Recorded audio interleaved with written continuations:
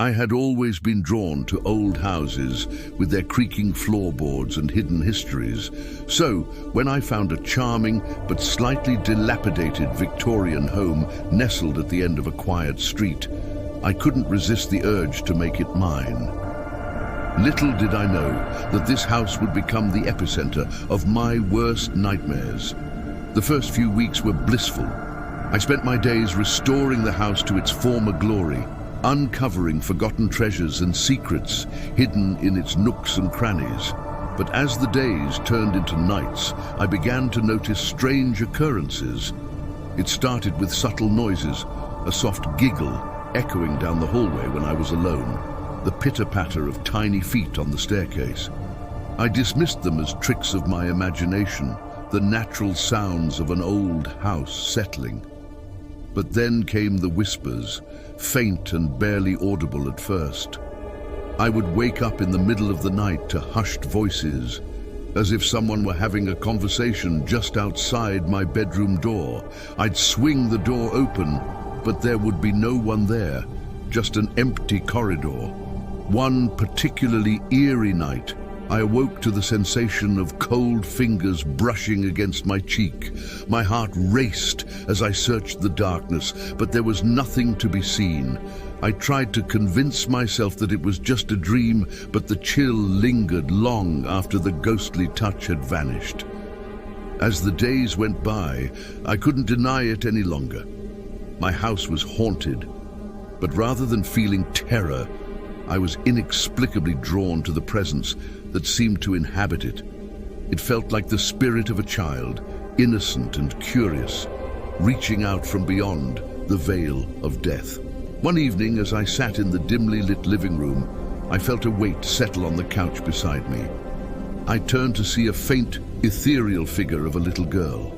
She had long, dark hair and wore a white dress that seemed to shimmer with an otherworldly light. Her eyes, however, were empty voids, devoid of emotion or expression. "Who are you?" I stammered, my voice trembling. She didn't respond with words, but instead held out her hand as if beckoning me to follow. I hesitated for a moment before gathering my courage and reaching out to take her hand. As soon as I touched her, a flood of images and emotions washed over me. I saw the house as it had been in its heyday, filled with life and laughter. The little girl's name was Emily, and she had lived here with her family over a century ago. She had loved this house more than anything in the world. But the images grew darker.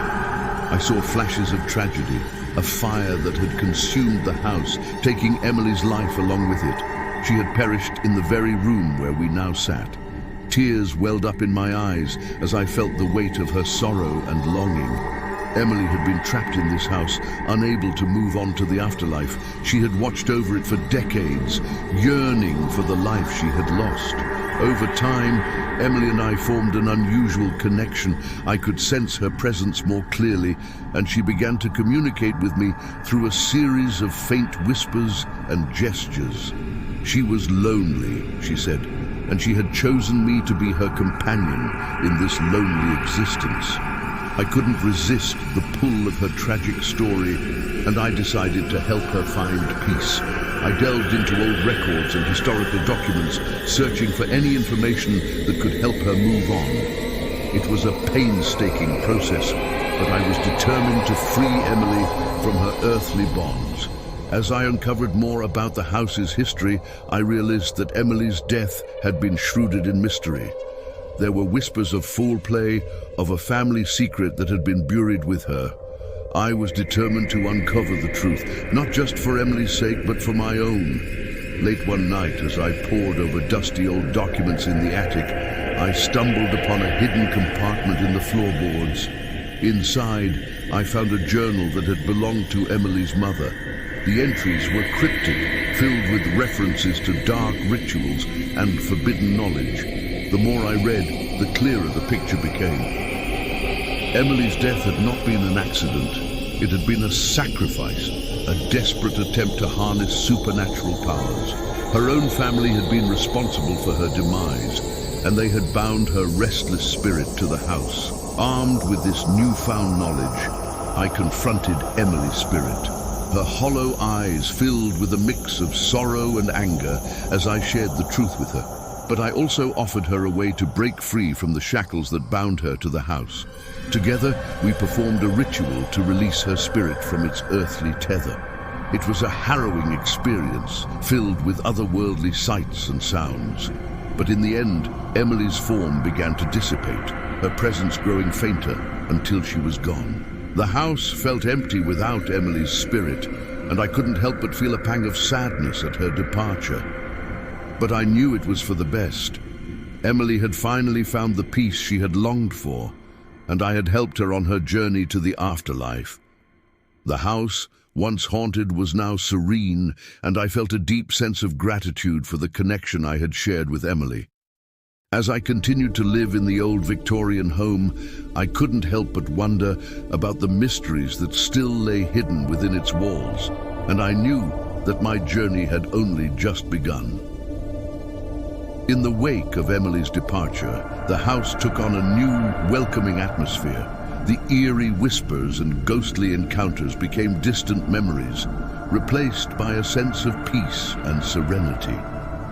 The restoration efforts I had started before meeting Emily continued, but now I felt a renewed sense of purpose and connection to the old Victorian home. As I delved deeper into the history of the house, I discovered that the dark secrets of Emily's family were not the only mysteries that lurked within its walls. There were tales of hidden rooms, sealed-off passages, and a treasure rumored to be buried somewhere on the property. It was as if the house itself held secrets waiting to be uncovered. With each new discovery, I couldn't help but feel that the house was guiding me, leading me towards a greater understanding of its past. It was as if Emily's spirit had left behind a trail of clues for me to follow. One evening, while exploring the attic, I stumbled upon a hidden door concealed behind a false wall. It led to a small, dusty room filled with antique books and old journals. As I sifted through the forgotten writings, I realized that this room had once belonged to a reclusive scholar who had lived in the house in the early 1900s. The scholar's journals were filled with references to the occult, ancient rituals, and a quest for immortality. It was a chilling revelation, and I couldn't help but wonder if the scholar's experiments had been connected to Emily's family's dark rituals. As I delved deeper into the scholar's research, I began to uncover a connection between the two families, a shared obsession with the supernatural and the pursuit of forbidden knowledge. It seemed that the house had been a breeding ground for the arcane, a place where dark secrets had been passed down through generations. The more I learned, the more I became consumed by a desire to uncover the truth, to reveal the full extent of the house's mysteries. It was as if the house itself was urging me to unlock its secrets, to shine a light on the darkness that had lingered for so long. Late one night, as I continued my research in the attic, I stumbled upon a journal that contained a series of cryptic symbols and incantations.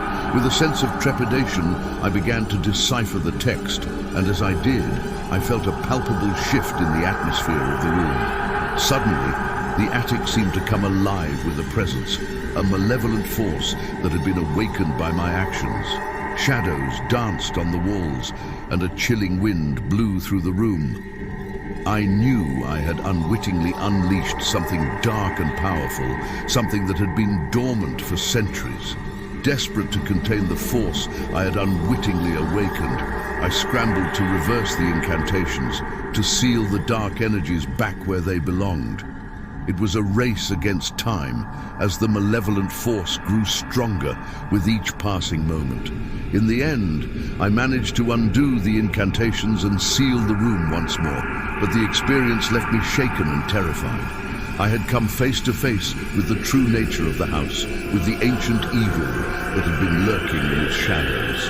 As I stood in the attic, gasping for breath, I realized that the house was not just a repository of secrets. It was a living entity, a malevolent presence that had been manipulating events from the very beginning. I had unwittingly become a pawn in its twisted game, and I knew that the battle for the house's soul was far from over.